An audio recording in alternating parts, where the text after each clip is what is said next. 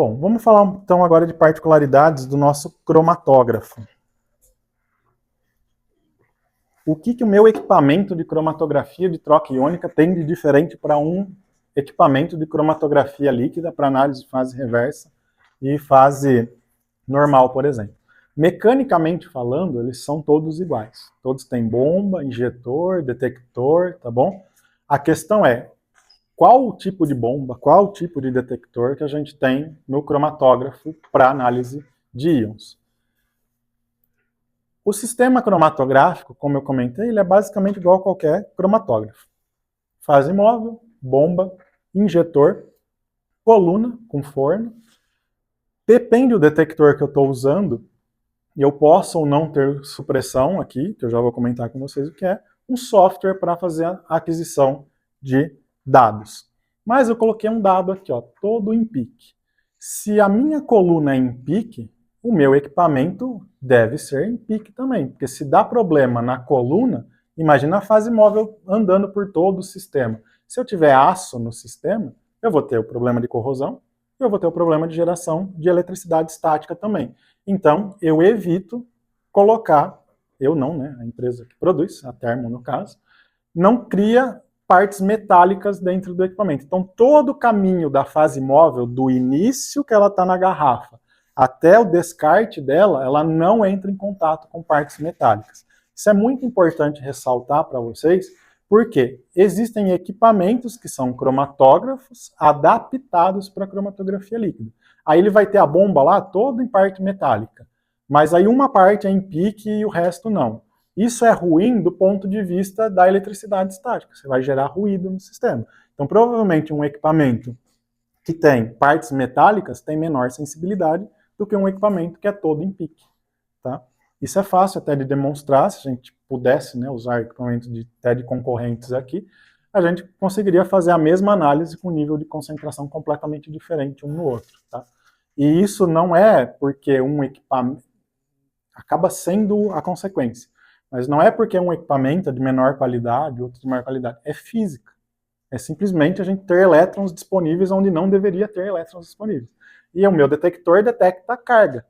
E aí, se eu tenho carga espalhada pelo meu sistema, vai dar ruído. Isso é inevitável, tá bom? Então, a gente tem o equipamento funcionando dessa forma. E a Thermo, especificamente, tem o sistema que é o gerador de eluente. Então, a Thermo ela vai ter um módulo ou uma parte do equipamento que a gente consegue transformar a água em eluente de análise. Qual que é o eluente de ânions que eu falei para vocês? Tinha hidróxido, tetraborato, carbonato, bicarbonato, mas eu falei que era importante a carga em si, e não necessariamente qual o tipo. Ajuda na seletividade, algumas coisas, mas 90% dos casos importa que a fase móvel seja negativa, certo? Se eu pegar a água e eletrolizar a água, depende como eu faço a eletrólise, de um lado eu vou ter H+, do outro eu vou ter OH-. O OH- não é a minha fase de ânions, e H+ não é a minha fase de cátions.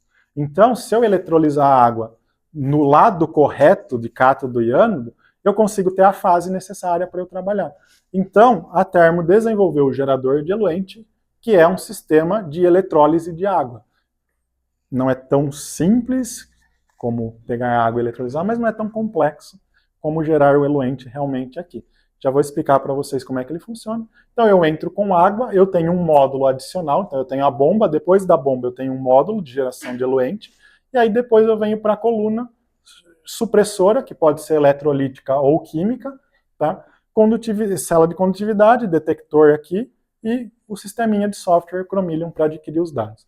Quando a gente associa o gerador de eluente com a supressora eletrolítica no modo autorregenerante, nós não temos nenhuma outra substância a não ser água como alimentando o equipamento a não ser com água. Não preciso pôr outra coisa além de água.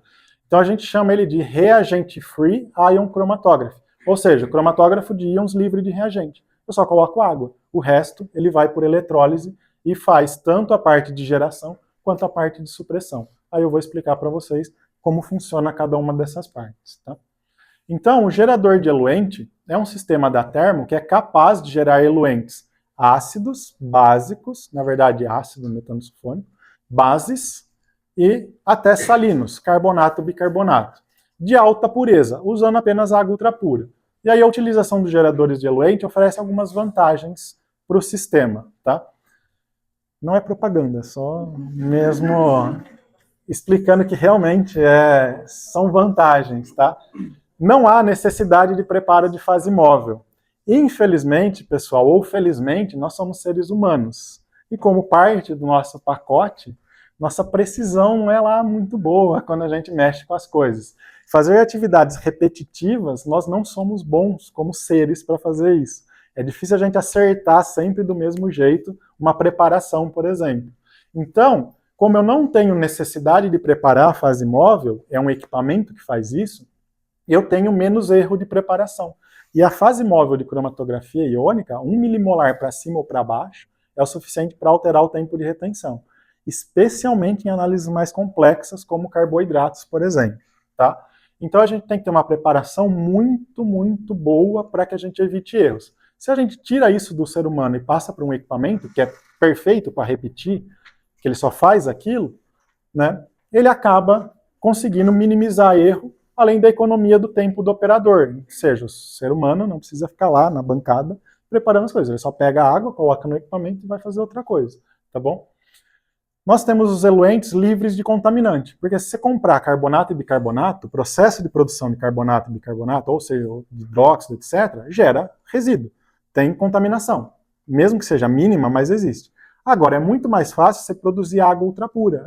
Tão mais fácil que a gente produz em um laboratório. Você tem um purificador lá. Sim. No carbonato de alta pureza, eu já tive problema, por exemplo, que foi colocado dentro de um frasco de vidro. Ah, é? Aí. Vidro tem, foi parar na supressora do sinal de folha de sulfuro. De alta qualidade. O boro, ele é altamente contaminante para o sistema de cromatografia iônica. Tá, dependendo da análise, tem uma coluninha que você põe lá para suprimir o boro, porque ele atrapalha demais a análise. Então, por exemplo, uma preparação simples, com um reagente de altíssima pureza colocado no frasco de vidro. Acabou a análise, não tem análise. Agora, a água, você pode pôr no frasco de vidro, ela não vai extrair o boro. Mas é lógico que é melhor o polietileno, né, o frasco de polietileno. Então você tem ali condições muito mais fáceis de controlar e livres de contaminantes. A gente tem diminuição dos custos de manutenção, porque a bomba não trabalha com sal, com hidróxido, com nada, só passa água na bomba, tá bom? E o operador, né, que eu considero isso importante, o operador não entra em contato com substâncias tóxicas, agressivas, corrosivas, né? Quem trabalha com fase móvel de hidróxido sabe que na hora que vai preparar o hidróxido tem que ter a pipeta dedicada, tem que pôr luva, tá ali, porque o hidróxido é altamente corrosivo. Se cai em você, dá problema, né? Agora, a água não, né? A água, só não beber ela que tá tudo certo, né? A água ultrapura, do resto, dá para usar. Então, a gente evita o controle e armazenamento. O ácido metano sulfônico, ele é tranquilo, mas nem tanto. Armazenar ácido metano sulfônico exige um certo cuidado. Tem uma dúvida. Tinha comentado quando você tinha falado das fases móveis, que a gente podia trabalhar, por exemplo, uma fase móvel de hidróxido com acetato de sódio para poder analisar o carboidrato e tudo mais. Como que essa modificação da fase móvel aconteceria no sistema deles? O acetato, ele é um ânion mais forte do que o hidróxido. Então ele é usado para compensar a falta de força do hidróxido. O hidróxido, por mais que você aumente a concentração dele, imagina que a força da fase móvel ela não sobe linearmente, ela sobe tipo exponencialmente. Então, se você dobrar a concentração de hidróxido num dado momento, você aumenta muito a força. Só que depois de um tempo, você pode passar de 300 milimolar para 500 milimolar, você tem basicamente o mesmo efeito de eluição. Então, por mais que você suba a quantidade de hidróxido, você não tem tanta força. Então, você entra com outro ânion para fazer essa compensação, o acetato. Não necessariamente precisa ser o acetato. Pode ser um outro ânion que tenha uma eluição forte. O metano sulfonato é mais ou menos igual o acetato. Então, se eu entrar com metano sulfônico, pensa que eu tenho uma mistura de hidróxido. Se eu jogar ácido aqui, o que vai acontecer? Água mais sal. Se eu colocar um excesso de hidróxido, o que vai acontecer? Hidróxido mais sal. Não é essa a minha fase móvel, que era hidróxido mais acetato de sódio? Então, um hidróxido e um sal. Então, eu posso, a Termo tem essa tecnologia de colocar 2 geradores de eluente em série. um básico, que gera hidróxido, e um ácido, que gera ácido metano sulfônico. Eu produzo excesso de hidróxido para neutralizar o ácido e sobrar só metano sulfonato de sódio, de potássio, que depende do contraíon que vem daqui. E aí eu consigo fazer análise. Então a gente pode, através do gerador diluente, fazer análise de carboidrato, por exemplo. Sim, isso. Aí entra esta... Não, então. Aí agora a gente entra no funcionamento do gerador. Tá? Como que funciona o gerador diluente? A gente vai ter a água sendo bombeada pela bomba e nós temos um sistema de cátodo e ânodo. São dois eletrodos de platina dispostos numa configuração tal qual aqui. Na análise de ânions, gerador de hidróxido, eu vou ter o cátodo em linha com a fase móvel. Então, tem a fase móvel, ela passa por um lugar que tem um eletrodo, que é o cátodo. Este cátodo, quando ele faz a eletrólise desta água, ele consome 2 moléculas de água mais 2 elétrons, gerando 2 moléculas de hidróxido mais hidrogênio gasoso. Certo? Não é o hidróxido que eu preciso aqui? Está aqui meu hidróxido. Esta equação está certa, do ponto de vista químico. Mas do ponto de vista prático, está faltando coisa aqui. Eu não consigo gerar 2 hidróxidos. Cadê o resto da minha carga? Eu preciso contrabalançar isso aqui, na vida real. Tá? Por quê? No sistema cátodo-ânodo isso está certo, mas no sistema só cátodo, porque o ânodo está separado, eu não tenho os dois no mesmo lugar, está errado. Então eu tenho uma garrafa com uma solução eletrolítica. O que é uma solução eletrolítica? Íon. Tá? Aí eu quero fazer o quê? Hidróxido de quem? De potássio? Eu vou colocar uma solução eletrolítica de quem aqui? Potássio. Aí eu tenho uma membrana semipermeável aqui. Por diferença de concentração e atração iônica, a hora que eu formo o hidróxido, o potássio permeia aqui e forma hidróxido de potássio. Mais uma molécula de hidrogênio que precisa ser eliminada, porque eu estou trabalhando com cromatografia líquida, não gasosa. Né? Se tivesse com a gasosa, eu ia eliminar o hidróxido e ficar com o hidrogênio aqui. Mas eu preciso de contrabalançar. Se eu tenho a reação no cátodo, qual que é a reação que ocorre no ânodo? Porque tem 2 elétrons aqui, eu preciso fornecer esses 2 elétrons de algum lugar. No ânodo, eu tenho uma molécula de água formando 2 moléculas de H+, mais meio de oxigênio, mais os 2 elétrons que vão ser transferidos eletricamente aqui para baixo, para gerar. Qual que é o problema desta equação? Não tem balanceamento da carga positiva na vida real. Então, o que a Termo fez? Em vez de colocar uma solução de potássio aqui, ela colocou hidróxido de potássio. Porque o que acontece? A hora que eu formo 2H+, se eu tenho o hidróxido aqui, eu joguei 2 potássio para baixo, sobrou 2 hidróxido aqui, esses 2 hidróxidos reagem com o H+, e forma quem? Água. Então eu reciclo o meu gerador.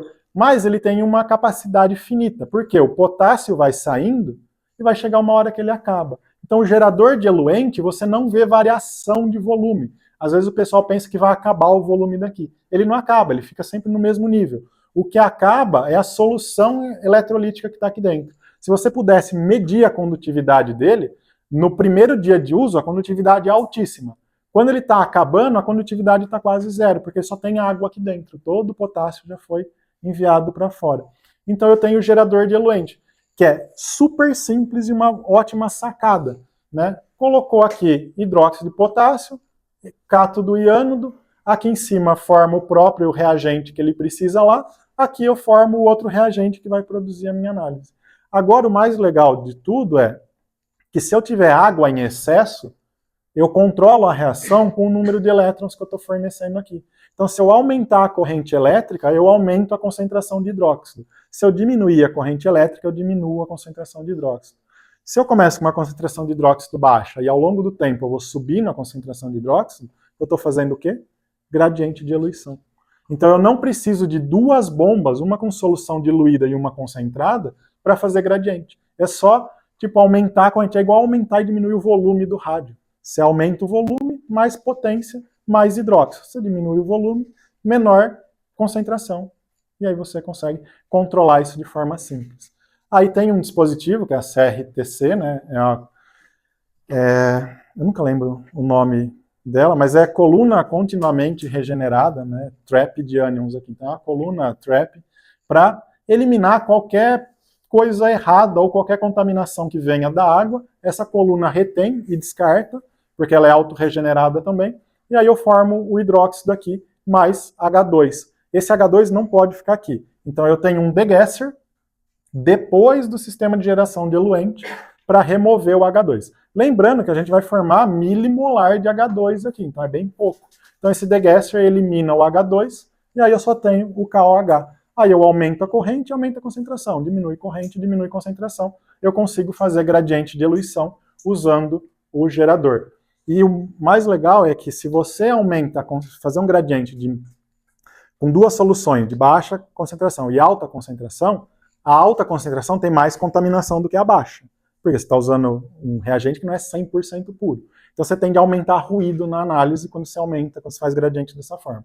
Se você usa o gerador de eluente, você está trabalhando com um sistema de alta pureza. Você não está mexendo na sua água. A sua água é a mesma. Então se tem mais concentração de OH ou menos concentração de OH, o contaminante é o mesmo. Então você não tem aumento de ruído. Então fazer gradiente com gerador permite você ter o mesmo ruído do começo ao fim da análise. Tá? É bem interessante, vocês vão ter a possibilidade de ver ali na análise de carboidratos, tá bom? Com o gerador funcionando na sua plena função, 100 milimolar lá de hidróxido, para poder fazer os carboidratos sair correndo dentro da coluna, tá bom? Literalmente correndo, porque a análise é curtinha. Então, aqui só de uma forma simplificada, se a gente pudesse dar um zoom dentro da geradora de eluente, vai ter uma parte lá que eu tenho a tubulação passando, uma membrana semipermeável para potássio, e aí eu tenho a formação aqui com a parte eletrolítica, né, formando o OH, o potássio migrando aqui e gerando o KOH para minha análise de cromatografia iônica. O gerador de ácido metanosulfônico é exatamente igual, só que ao contrário. Eu tenho o ânodo em linha e o cátodo aqui em cima. Que agora eu preciso de quem? Do H+. Tá? Aí eu tenho ácido metanosulfônico, o íon metanosulfonato permeia, gera o ácido metanosulfônico mais O2. Esse O2 é eliminado pelo gerador de eluente. E aí eu tenho o meu ácido metanosulfônico. Não precisam se preocupar com esse O2, nem com esse H2 aqui, porque não vai explodir laboratório, não vai matar ninguém. A concentração é tão baixa que isso é eliminado de forma razoavelmente natural, não tem nenhum problema ocupacional ou de saúde envolvido com isso. Deu para entender, gerador de eluente? Pergunta? Então ela não tem uma concentração. Seria mais uma quantidade de carga disponível. Isso. Ela tem uma concentração, mas o raciocínio real é esse, o quanto de carga ela consegue fornecer ali. Senão essa água, a contaminação para todos,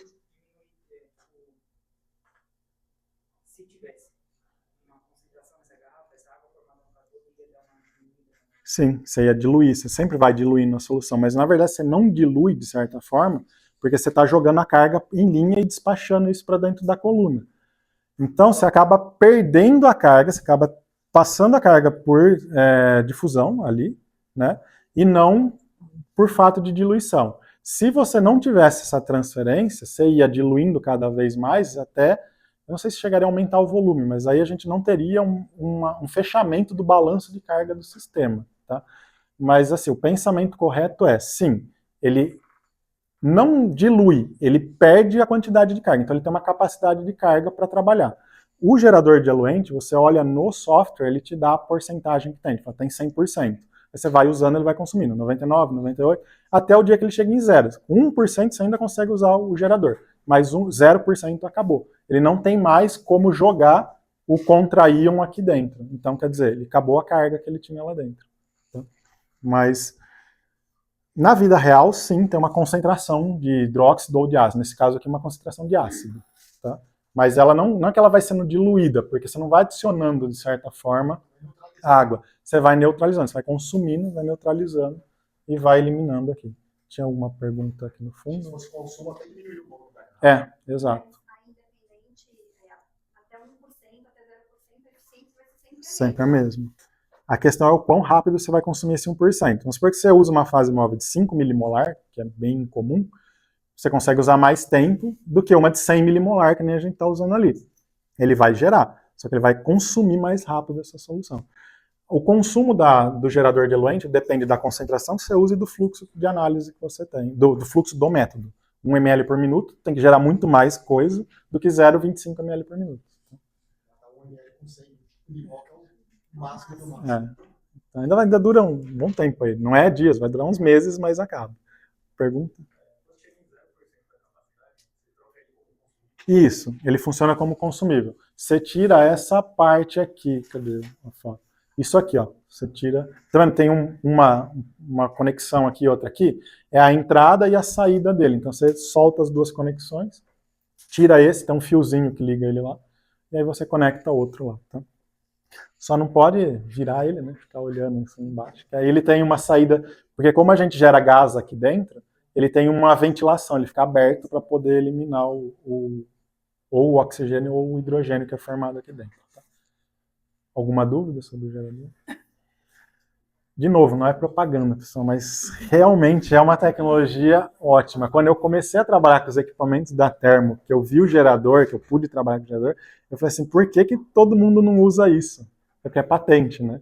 Então, realmente, sim, você tem menos ruído, menos condutividade total no sistema, você consegue sensibilidade muito boa com ele. Fora o fato de que você não precisa ficar preparando nada, você só põe água lá e ele está funcionando, tá bom? E aí, então, a Thermo tem basicamente 3 grupos aí de gerador, né? O EGC3 para aplicações até 3.000 PSI, o EGC500 para aplicação até 5.000 PSI e os EGC, que é cartucho gerador diluente, tá? Para análise de carboidratos, que é em série, que aí você usa 2 geradores em linha. E quais tipos tem? Hidróxido de lítio, de sódio, de potássio. Dá para fazer carbonato e bicarbonato, tem um dispositivo que chama EPM500, que aí a partir do carbonato ele produz bicarbonato, então você consegue fazer carbonato e bicarbonato. E para análise de cátions só tem metano sulfônico, que não é só, né? Basicamente todas as aplicações de cátions usam ácido metano sulfônico, então consegue usar ali com o gerador, tá? Vocês vão ter a possibilidade de olhar fisicamente ali e ver o tipo de como ele funciona, na verdade. E aí, uma particularidade do detector, acho que tem mais meia hora, né? Uma particularidade do detector do sistema de IC é o tipo de detecção que ele vai usar. E aí, dependendo do tipo de detecção, a gente precisa de um sistema que é chamado de supressão de fase móvel, tá bom? Ou supressora. Né? Então, o que é a supressora? A supressora em cromatografia iônica, ela consiste em realizar a supressão da fase móvel, que significa remover os íons da minha fase móvel para diminuir a condutividade, para que o meu detector consiga enxergar o que ele tem que enxergar, que são os meus íons de interesse. Detector de condutividade elétrica enxerga carga, íon. Qualquer íon, ele não é seletivo. Então a minha fase móvel tem o quê? Íon. A minha amostra tem o quê? Íon. Se tudo chegar no detector, para eu enxergar a minha amostra, ela teria que ter mais concentração do que a minha fase móvel. Senão eu não conseguiria enxergar. E aí ficaria uma briga entre as duas coisas ali. Então eu prefiro não, né? A técnica demanda que eu remova os íons da minha fase móvel. Por quê? Quais são os íons da minha fase móvel? Hidróxido, tetraborato, carbonato e bicarbonato. Não tem outra para cátions. Desculpa, para ânions. Para cátions é ácido, é H+, não interessa o contraíon. Então eu tiro o H+, ou eu tiro o OH-, o tetraborato, o carbonato e o bicarbonato. Eu analiso esses íons em cromatografia eletroiônica? Não. Se eles são minha fase móvel, não tem como eu analisar eles. Então, eu crio um dispositivo, eu não, REMX-MOL, cria um dispositivo específico para remoção desses íons da minha fase móvel. Então, o que vai acontecer aqui? A supressão vai reduzir a condutividade do meu eluente, da minha fase móvel. Consequentemente, diminui ruído. O que é a sensibilidade do equipamento? Relação quem? Sinal, ruído. Se eu tenho um ruído pequeno, o meu sinal permanecendo constante, eu tenho uma relação maior. Converter os meus analitos em uma forma com maior condutividade. Depois que passa pela supressora, eu posso fazer um processo ali de converter, por exemplo, estou analisando cloreto. Ele pode vir na forma cloreto de sódio.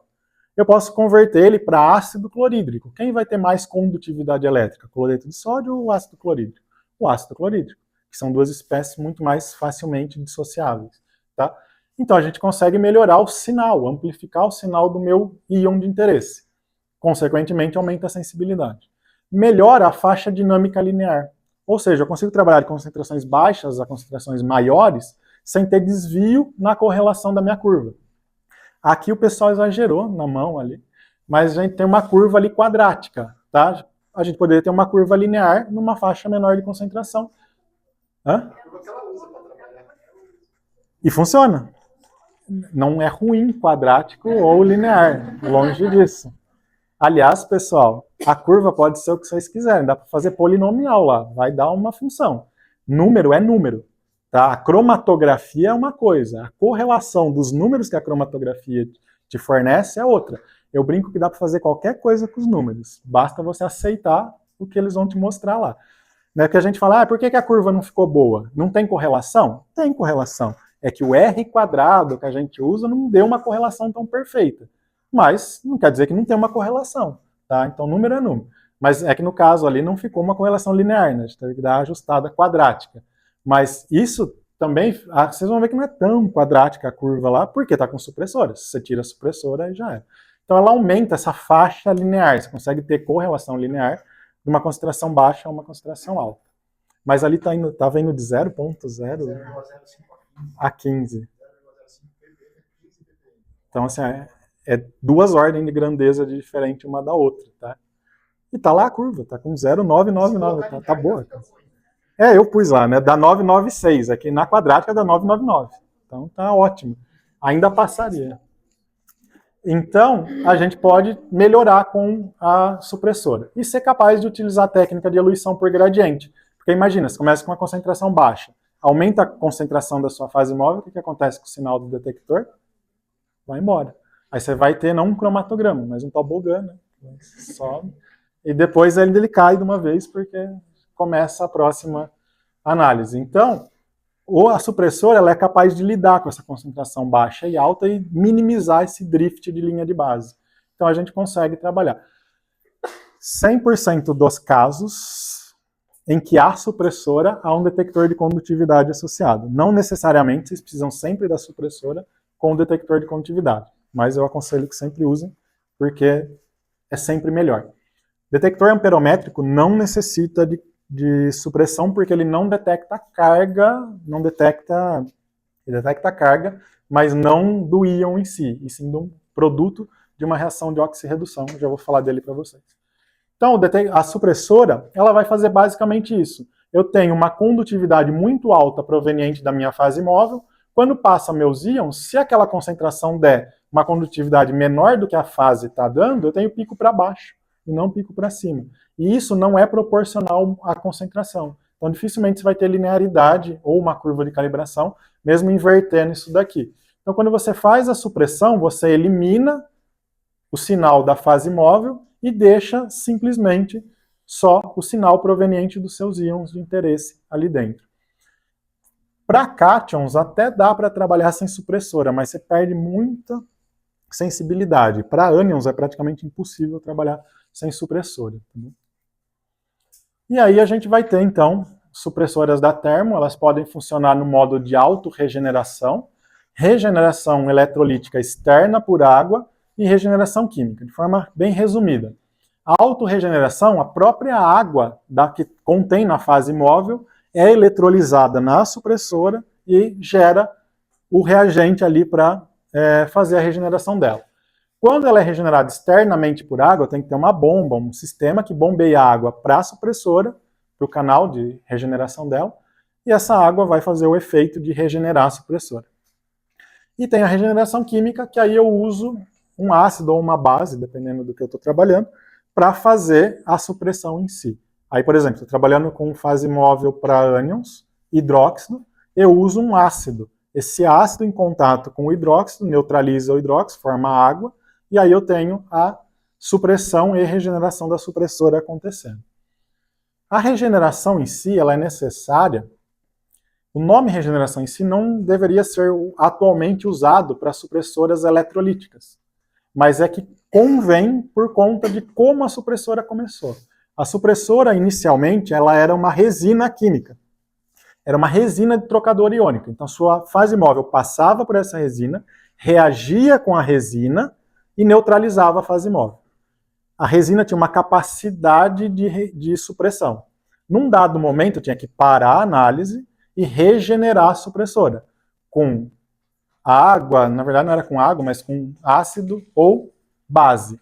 Então a gente precisava fazer uma reação contrária nessa resina. Isso por isso que chama regeneração. A gente regenerava as cargas da resina. A supressora eletrolítica, ela não tem regeneração. É que o processo é igual à regeneração das supressoras por resina. Então, como é que elas vão funcionar? Tem um esquema de funcionamento tanto da supressora para ânions e da supressora para cátions. Eu vou explicar aqui pela de ânions. Eu tenho um canal de supressão e 2 canais de regeneração. Não tem hidróxido entrando aqui como fase móvel? Como é que eu faço para neutralizar esse hidróxido? Jogo um ácido lá dentro. Se eu eletrolizar a água, não gero ácido? Não era a base do princípio do gerador de eluente? Mesma coisa aqui. Eu pego a água da fase móvel que passou pelo detector e voltou, ele eletrolisa a água, gera H+, joga aqui por uma membrana semipermeável para dentro. H+, mais OH-, neutralizou. Eu tenho um excesso de carga do sódio, por exemplo, do hidróxido de sódio. Do outro lado, eu tenho o contraeletrodo, o cátodo, formando o OH-, por atração eletrostática, eu passo o Na para cá e junto com o OH-. Então eu tenho a formação do hidróxido aqui de novo na saída. Então eu tenho a formação, neutralização da fase móvel e a regeneração pela eletrólise da água. Esta regeneração ela pode ser autorregenerativa, a fase móvel que contém água passa pelo detector, volta para cá e regenera, ou eu posso colocar uma fonte externa alimentando isso daqui com água. Ou eu posso colocar um ácido aqui para fazer a regeneração mesmo da supressora. Então eu tenho 3 modos de se trabalhar. A supressora química tende a funcionar diferente, não vamos entrar em detalhes, mas é só explicando para vocês como ela faz a regeneração. O modo de autorregeneração tem limitações no uso. Se você vier com uma amostra muito concentrada, sua amostra não é eliminada no processo de supressão. Vai passar a amostra, vai chegar na regeneração muita amostra, vai ter pouca água para eletrolizar, você vai comprometer a supressão num dado momento da sua análise. Por isso que existe a supressão por regeneração externa por água. Para amostras muito concentradas, você evita que a sua amostra passe pelo sistema. Amostra muito concentrada, amostra com solvente orgânico. Por exemplo, tem uma análise de etanol, de sulfato em etanol, que se você entrar com etanol aqui, ele bagunça tudo isso daqui. E aí você tem uma parte da sua análise onde você perde supressão, que é justamente onde sai ali, onde saem alguns íons de interesse, como o cloreto, por exemplo. E aí você evita que a sua amostra passe por aqui. E aí, dependendo do que você vai fazer, você precisa de uma supressão muito efetiva. Aí você entra logo com ácido aqui. Aqui a gente entra com uma base, que é basicamente a mesma coisa invertido. Então quem vai para dentro para neutralizar o ácido é o OH agora, e o MSA pula para cá porque está com excesso de ácido desse lado, atração, neutralização, e aí eu tenho. Então, a detecção. Então, a supressora eletroquímica, ou eletrolítica, desculpa, a supressora eletrolítica, ela está mais ligada, é mais correto falar em neutralização interna do que regeneração. É que o processo resulta na mesma coisa de supressoras com resina. Tá? Ok? Dúvida supressora? Tá. O sistema hoje é bem simples de usar, mas existem membranas aqui dentro que são semipermeáveis, elas sofrem um pouco com excesso de pressão. Então, se você tiver uma obstrução na saída do descarte aqui, né, da regeneração, você vai gerar uma contrapressão aqui, isso daqui vai romper para o lado de dentro aqui, aí a sua fase móvel, em vez de suprimir e ir para o seu detector, ela escapa por aqui e vai embora para o descarte. Tá? Esse é um problema comum, né, com supressoras aqui. Do mais, a vida útil dela depende dessas membranas, tá, no funcionamento. Não quis complicar muito, mas a supressora ela não é só membrana, ela tem um pouquinho de resina para ajudar. Então, resina mais membrana que gera isso daqui. Aqui é um esquema da ADRS-600, da CDRS-600. Elas saíram recentemente de linha e entrou a supressora Next Generation. Então, só para vocês terem uma ideia, isso daqui é a supressora, a DRS, tá? E o jeito que ela é internamente. Aí agora mudou um pouquinho a carinha, tá? A gente tem a Next Generation, que pode ser para cátions ou ânions. Ela é basicamente a mesma coisa internamente, mas mudaram os diâmetros internos e melhorou a eficiência de supressão. Ela tende... ela tende a aguentar mais essa diferença de pressão entre a parte de supressão e a parte de regeneração. Então, ela rompe menos do que a supressora de geração anterior. A Thermo sempre tem essas mudanças de geração, sempre que muda alguma coisa para mais eficiente, eles mudam a geração. Então, uma reclamação muito constante da geração 600 era o rompimento da supressora, sempre estourava a supressora. Então, a Thermo foi lá, evoluiu ela para essa Next Generation. Tá desde quando? Desde esse ano, né? Entrou esse ano, basicamente. Então, ela tende a ter menos problema, tá? De rompimento da membrana. Mas, basicamente, a gente tem 2 canais de regeneração e um contracanal, né, de supressão. E as membranas trocadoras iônicas. Né? Sim? Não sabemos. É coisa da Thermo, é patente da Thermo. A Thermo é a única empresa que usa a membrana. Na verdade, agora tem mais uma que usa, mas é para uma aplicação específica. A Thermo, até ano passado, a Thermo era a única empresa que tinha membrana trocadora iônica dentro da supressora. E eles não abrem o que é. A gente já abriu, já olhou por dentro, mas não dá para saber exatamente o que é.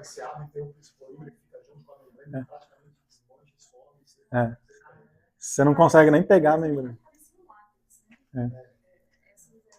Era MM alguma coisa, né? Aquelas dava para desmontar. Essa daqui parece que é autodestrutiva. Você abre ela, você perde. É para não mexer mesmo. Ela você perde, ela até enruga, assim, você não consegue nem detectar exatamente o que é ali. Porque mistura com a resina também, aí vira uma bagunça. Tá? Mas não sabemos o que é a membrana.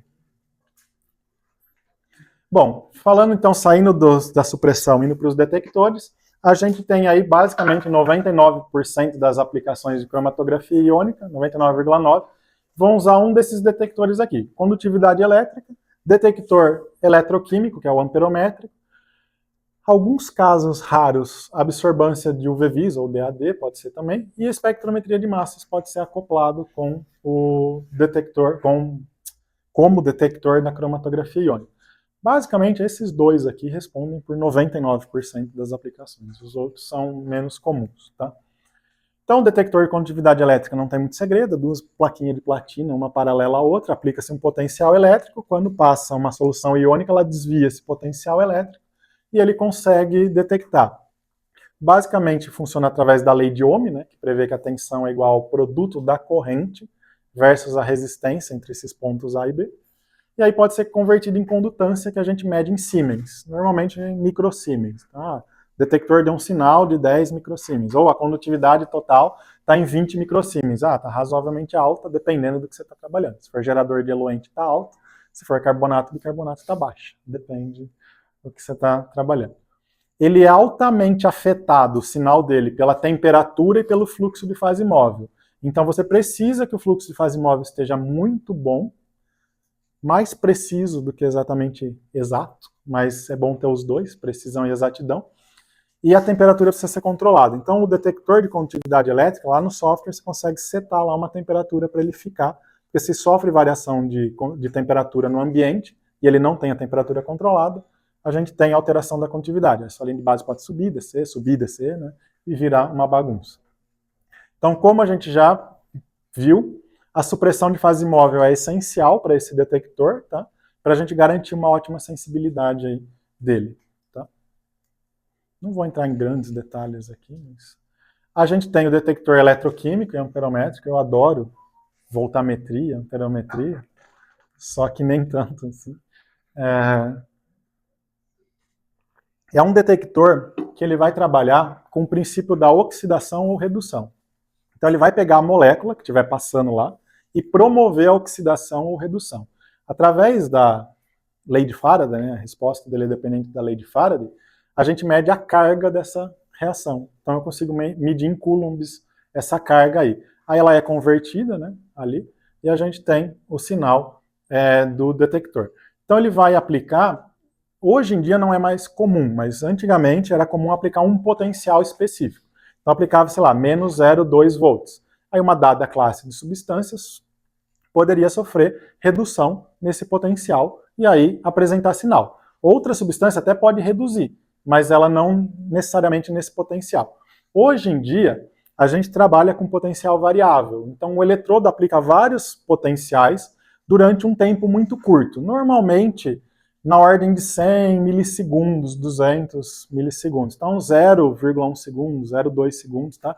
E aí ele faz um ciclo disso. Então ele aplica um dado potencial durante um tempo, outro potencial, encerra e começa tudo de novo. Então ele faz isso muito rápido, a cada meio segundo, a cada 1 segundo. Então você consegue ter melhor detecção. Não vou entrar em detalhes, mas basicamente se você só aplica um potencial, você vai passivando o eletrodo. Então a molécula vem, sofre uma oxidação, uma redução, e ela fica ali grudada, ela não sai mais do eletrodo. Quando vier mais molécula, ela não tem mais onde encaixar. Então chega um momento que você vai analisando, o sinal do detector vai diminuindo. Aí você tem que ir lá e fazer uma limpeza física mesmo, tem que arrancar as moléculas de lá. A gente fala que é o polimento do detector, tá bom?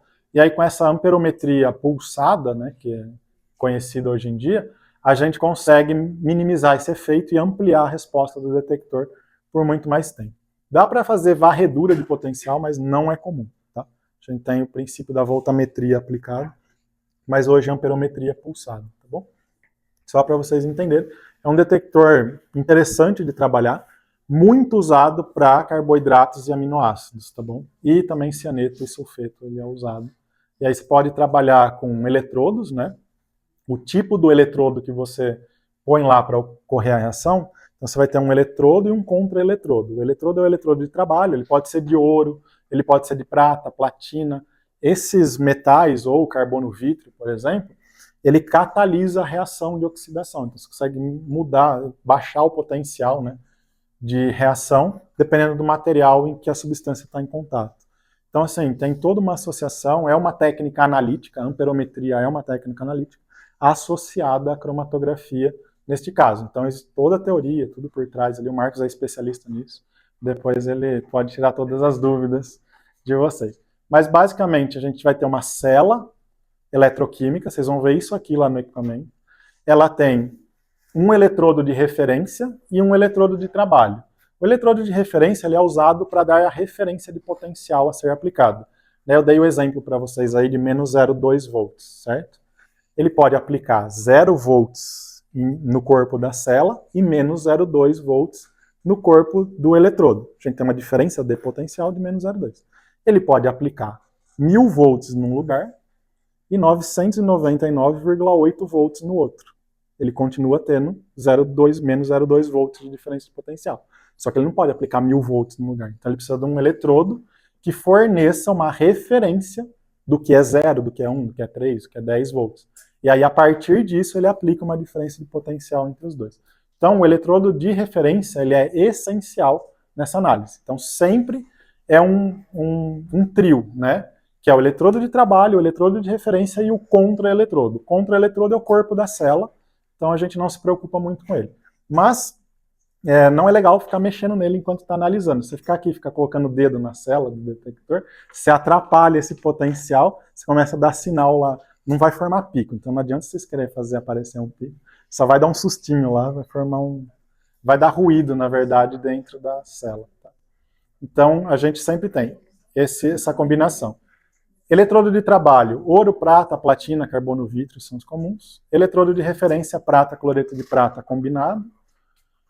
E tem eletrodo de paládio e hidrogênio que já está caindo em desuso, porque ele tem muita variação em potencial, ele não é muito estável e é caríssimo, né? Porque paládio é um metal supernova.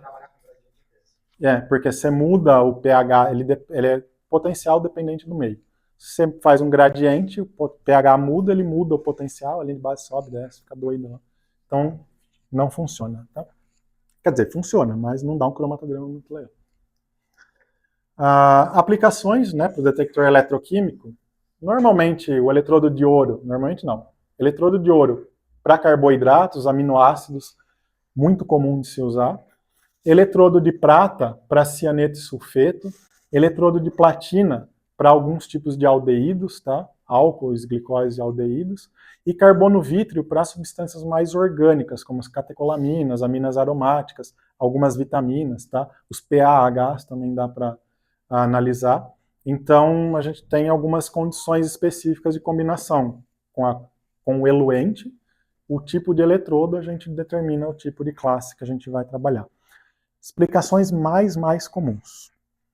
Carboidrato com eletrodo de ouro e aminoácido com eletrodo de ouro. Cianeto sulfeto com eletrodo de prata. Tá? São os mais comuns. Carbono vítreo, ele faz análise de catecolaminas, mas não é muito comum ir para cromatografia iônica. Vai para a fase reversa com pareador iônico. Na verdade, por modo pareador iônico, mas é o mesmo processo de detecção. Detector UV-Vis, não vou entrar em grandes detalhes, mas a lei que determina a detecção é a lei de Lambert-Beer, né? Absorbância é igual a absortividade molar, que depende da molécula, caminho óptico do detector, e C é a concentração do que estiver passando lá dentro. A gente entra com logs e afim, mas isso aí o detector faz para vocês não precisam se preocupar. E a gente vai analisar substâncias normalmente orgânicas, ou nitrito e nitrato, que têm absorbância de radiação UV. Então a gente consegue fazer análise por absorbância de UV. Ácidos orgânicos é comum usar. A gente tem espectrometria de massas acoplada. Vocês podem perguntar, ou quem está acostumado a trabalhar com espectrometria de massas, falar, você está usando hidróxido de fase móvel, como é que isso vai chegar no massas que não aceita nada? Né? Tem que entrar basicamente ali água, solvente orgânico e só. Lembrem da supressora? O que a supressora fazia com o hidróxido e com o ácido? Neutralizava e eliminava o contraíon. Então a supressora da termo, ela permite o acoplamento do massas depois, porque o que sai da supressora é água e o seu analito. E aí basta você, se precisar, adicionar um pouco de solvente orgânico por conta de nebulização lá na fonte de ionização, se precisar. E o mais interessante, você já sai da cromatografia com a sua substância ionizada. Porque no massas você precisa de íons para poder ter detecção, que é a luta de quando a gente usa a fase reversa. Você vem com orgânico e água e tem que ionizar o negócio para entrar lá dentro do massas. Aqui não. Aqui ele já é um íon. Então ele já vem ionizado. Então você tem uma sensibilidade muito boa acoplando. Mas é necessário ter a supressora funcionando perfeitamente. Se a supressora falhar, vai passar hidróxido, vai passar ácido e vai estragar a fonte de ionização. Então existe um sisteminha em que a gente tem o detector de condutividade ligado depois da supressora também, para monitorar a condutividade da fase móvel. Se a condutividade subir, a gente cria um gatilho de desarmar a válvula e descartar, por exemplo, ou desligar o fluxo da bomba. Então, se a supressora falhar, quer dizer que está passando hidróxido ou ácido aqui, o detector de condutividade detecta e aborta a análise no massas, para que não tenha problema. Mas a supressora da termo permite a formação, basicamente, de água na saída dela, que permite a entrada no massas, tá bom? Então dá para acoplar massas. Não é uma técnica comum, até por viabilidade econômica, né? Você tem que acoplar um espectrômetro de massas com um cromatógrafo iônico, mas existe e funciona, né? Vocês não vão ver aqui. Tá? Não é essa aí. E a gente pode acoplar, então, e fenar, né? Vindo do massas, a gente pode fenar, por exemplo, com o ICP-MS, mas aí depois a Valesca vai fazer a apresentação para vocês. Mas a gente tem algumas possibilidades aí, né? Para análise ambientais, segurança alimentar, análise ocupacional, análise farmacêutica, petroquímica, tá? A gente consegue fazer análise de alguns metais trabalhando junto o ICP com o IC. O IC separa, o ICP detecta muito bem certas espécies. Então, por que não juntar o bom das duas técnicas, né? E aí a gente consegue eliminar a interferência no ICP através da cromatografia e conseguir uma ótima detecção. Análise interessante, né, de se fazer é cromo hexavalente, né, e especiação de arsênio também. Dá para fazer mercúrio, metilmercúrio em alimentos.